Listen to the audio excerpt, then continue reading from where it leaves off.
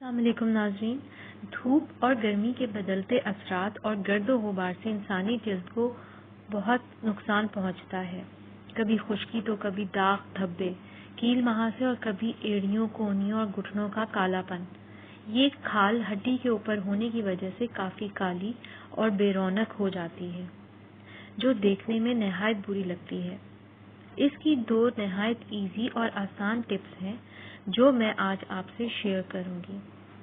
اس سے پہلے میں آپ سے ریکویسٹ کرنا چاہوں گی کہ اگر آپ نے ابھی تک چینل سبسکرائب نہیں کیا تو پلیز سبسکرائب ضرور کر لیں تاکہ آپ جان سکیں ہر مسئلے کا حل. گھٹنوں، ٹخنوں اور کونیوں کو صاف اور نرم بنانے کے لیے آدھا لیمو لیں اور اس کا جوس نکال کر خالی لیمو کونیوں پر، اسی طرح ٹخنوں پر اور گھٹنوں پر ملیں. روزانہ تقریباً 20 سے 30 منٹ آپ نے یہ کرنا ہے. صرف 10 دن کے باقاعدہ استعمال سے آپ کی کونیاں، گھٹنے اور ٹخنے دوبارہ چمک اٹھیں گے. دوسری ایک بہت ہی آسان ٹپ یہ ہے، 1 ٹی اسپون بیکنگ سوڈا لیں اور 1 ٹی اسپون دودھ لیں یعنی ملک.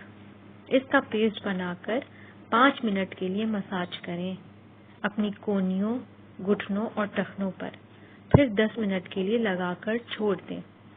اس کے بعد دھو لیں.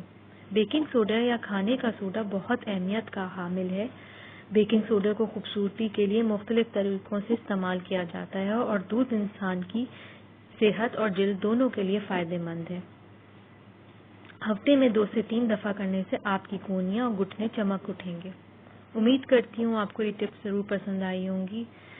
مزید معلومات کے لیے پلیز چینل سبسکرائب کریں. اپنا خیال رکھیں. اللہ حافظ.